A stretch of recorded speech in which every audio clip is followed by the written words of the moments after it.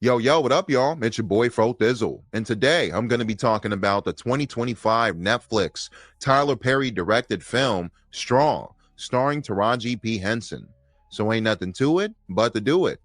Now, right off the bat, this review is coming from somebody who's not the biggest fan of Tyler Perry. There are a couple movies of his that I do enjoy: Diary of a Mad Black Woman, The Family That Prays, Medea's Family Reunion, and some elements of Four Colored Girls. But the hundreds of productions that he's partaken since then, I'm not the biggest fan of. In fact, I would say I hate a majority of them. But going into this movie strong, I didn't have high expectations, but I gotta say that I thought this movie was rather decent. There are a couple moments of cringy acting performances that I feel are a bit rusty or not that great from some of the supporting characters, but I feel Taraji P. Henson 90% of the time really gives it her all in this role. She does a fantastic job in a very emotional role. Here she plays Janiyah Wilkinson, who's a single mother with a daughter who's suffering an illness and who goes through seizures that requires medication. Now, she's constantly getting the worst luck handed to her over and over again. She gets kicked out of her apartment, her medication for her daughter and her belongings thrown out. She gets fired from her job by her terrible, despicable boss, played by the OG Glenn Turman, who really makes you hate his character. And she eventually gets her daughter taken away from her by Protective Child Services. While Janiyah is getting fired, a group of robbers come through flashing guns, demanding cash from the boss, and one of the robbers smacks Janiyah across the head. And while she's freaking out, she reaches for one of the guns, kills one of the robbers, and what does the boss do? Immediately blame Janiyah and say, oh, you were in on it because they called out your name, even though they clearly saw her name tag. So he picks up the phone, goes to call 911, reports it, and Janiyah is going from 0 to 100. So what does she do? She grabs the gun and shoots her boss dead. Right after this, she goes to the bank to cash a check that still has blood all over it, but she's clearly not thinking in the right state of mind. And she says, please cash the check.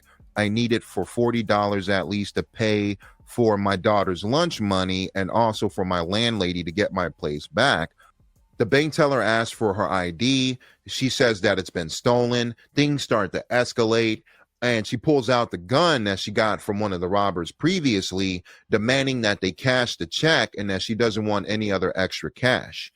The silent alarm is triggered, the police start rolling in, and we're introduced to Teyana Taylor's character, Detective Raymond, and her partner. Raymond is put in position to be the negotiator to Janiyah, and we come to find out that she even has negotiating skills from the army.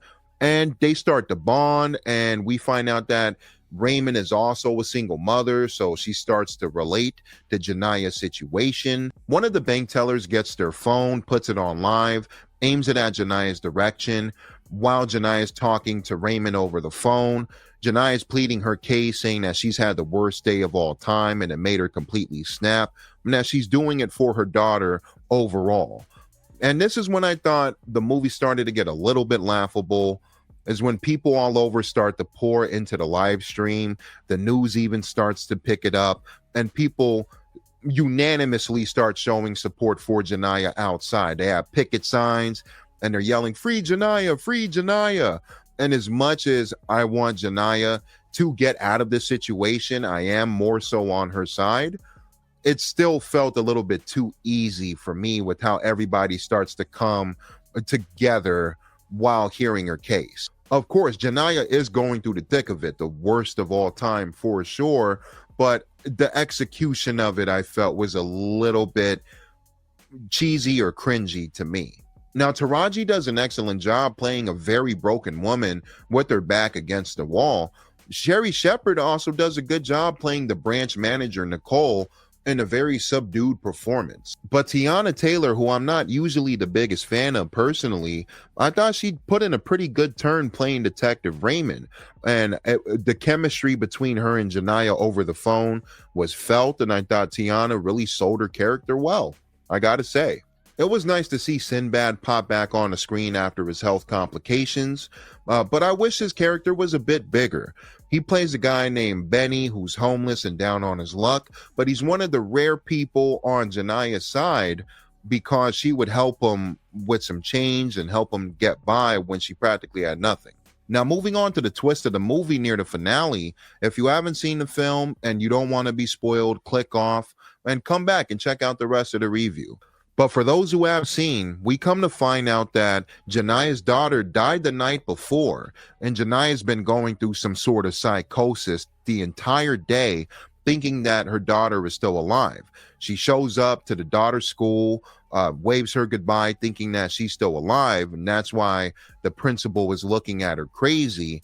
And we have the same shot that happened before, thinking that the daughter was alive. So there's a lot of that tying into each other near the finale when it plays back previous events. And it was really sad. I thought this ending was a heartbreaker. And maybe I'm getting a little bit soft with my ratings or my reviews, but I found it to be rather effective. I wasn't expecting it. I was expecting a straight up John Q copy. That is felt for a majority of the movie, but I felt the finale kind of sways away from that, going in a different direction. Even though there are similar callbacks, Janaya does eventually get arrested at the end of the movie. She's led in the police car, and that's the last shot of the film, just like John Q. But overall, I gotta say, Straw really surprised me. I don't think it's a 100% fantastic or incredible film, but I think Taraji P. Henson's performance really elevates it to a higher level. And when it comes to Tyler Perry's overall filmography that I'm not the biggest fan of, I would say Straw is one of the standouts, and I think this is one of his better films in a very long time. And I would watch this movie again just to see if I missed anything with the overall twist reveal. I'm going to give Straw a light 7 out of 10. And that's it, y'all. What did you think about this movie? Did you like it? Did you hate it? Comment below. Let me know your thoughts. Hit that like and that subscribe button. Stay tuned for more, and I appreciate you. Thank you.